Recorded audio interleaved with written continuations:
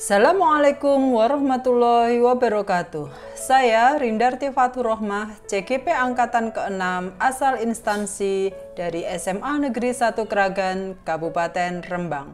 Saya akan menyampaikan demonstrasi kontekstual pemikiran filosofis dari Ki Hajar Dewantara. Pemikiran Ki Hajar Dewantara tentang tujuan pendidikan adalah menuntun segala kodrat yang ada pada anak-anak agar mereka dapat mencapai keselamatan dan kebahagiaan yang setinggi-tingginya, baik sebagai manusia maupun sebagai anggota masyarakat.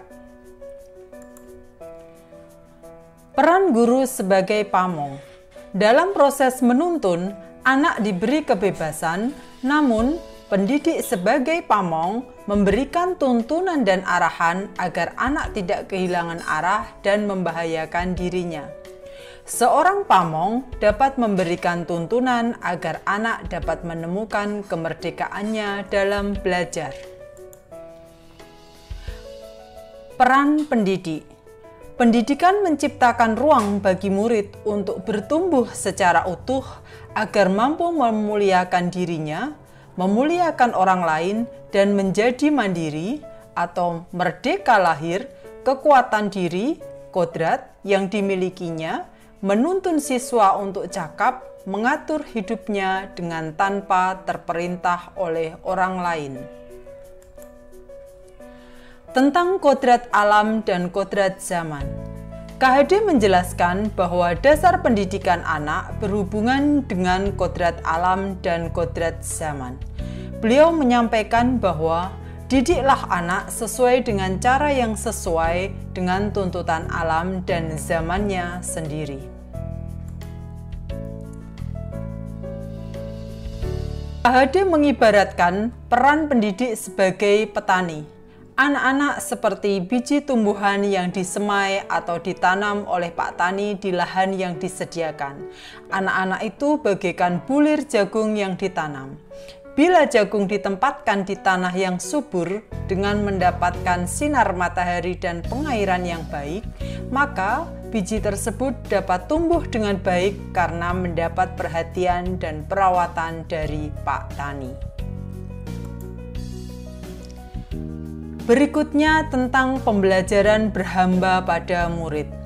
Sejalan dengan pembelajaran yang berpusat pada siswa, di mana skenario pembelajaran menitik beratkan pada aktivitas siswa, sehingga peran siswa di kelas dalam kegiatan membangun pengetahuannya sendiri lebih dominan. Dalam pembelajaran biologi, hal ini bisa dimulai dari kegiatan merancang desain percobaan perkecambahan, melaksanakan rancangan percobaan yang telah dipilih, dan mengkomunikasikan data hasil pengamatan. Lantas, bagaimana penerapannya dalam pembelajaran biologi? Di dalam pembelajaran biologi, ada KD tentang pertumbuhan dan perkembangan pada tumbuhan. Di KD ini, siswa diberikan kebebasan memilih rancangan percobaan yang ingin dilakukannya. Siswa bebas memilih jenis biji, media tanam, perlakuan, dan faktor eksternal lainnya.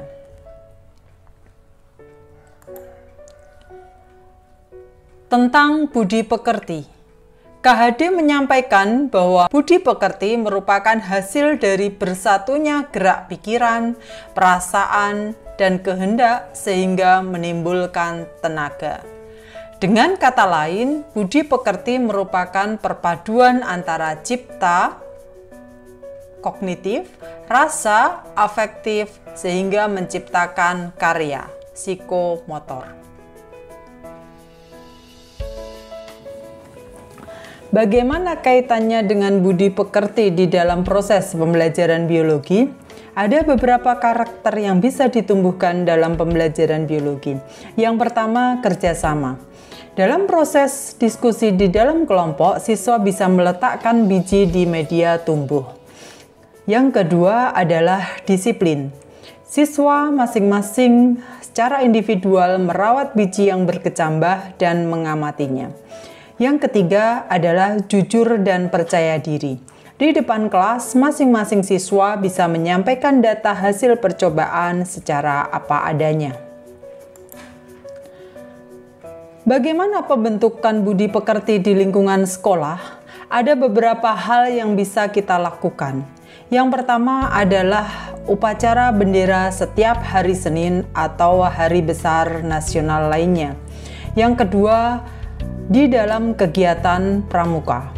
Yang ketiga, kegiatan Jumat bersih untuk membersihkan lingkungan sekitar kelas dan lingkungan sekolah. Yang keempat adalah sholat duhur berjamaah.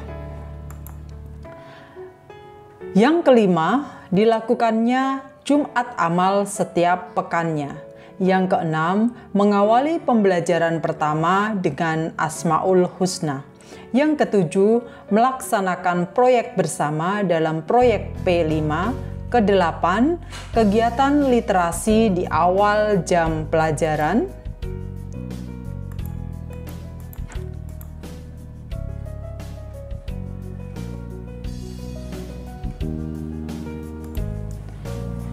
Penerapan budi pekerti lainnya yang bisa dilakukan adalah donor darah.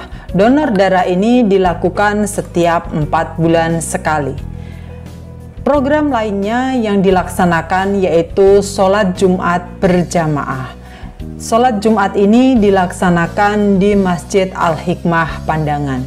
Dan kegiatan lain yang dilakukan adalah sosialisasi tata tertib lalu lintas bekerja sama dengan Polsek Kragan. Tantangan yang kami hadapi dalam melaksanakan berbagai program untuk menebalkan laku baik tersebut adalah yaitu yang pertama, efek PJJ COVID-19. Siswa-siswi selepas 2 tahun melaksanakan pembelajaran jarak jauh bisa dikatakan mengalami penurunan kedisiplinan. Kebiasaan baik semakin jarang dilakukan. Apalagi tradisi masyarakat di sekitar pesisir kurang mendukung untuk pembentukan karakter atau budi pekerti. Maka apa yang bisa kita lakukan untuk mengatasi hal tersebut? Yang pertama adalah tentu saja adanya keteladanan dari Bapak Ibu Guru. Yang kedua, program-program yang telah dilakukan secara bertahap dan berkelanjutan harus tetap dilakukan. Yang ketiga, perlunya pendampingan dari semua pihak seperti orang tua, wali kelas, masyarakat, dan pihak terkait lainnya. Simpulan dan harapan bahwa dalam kegiatan pengajaran di dalam proses pendidikan adalah proses yang bertahap dan berkelanjutan. Upaya menuntun laku baik perlu didukung oleh semua pihak. Oleh karena itu, jika ada hambatan, maka semua komponen sekolah bisa saling membantu untuk mengatasinya. Kalau tidak sekarang, kapan lagi? Kalau bukan kita, siapa lagi? Demi generasi emas Indonesia. Demikian yang bisa saya sampaikan. Saya Rindarti Fathurrohmah. Terima kasih atas perhatiannya. Wassalamualaikum warahmatullahi wabarakatuh.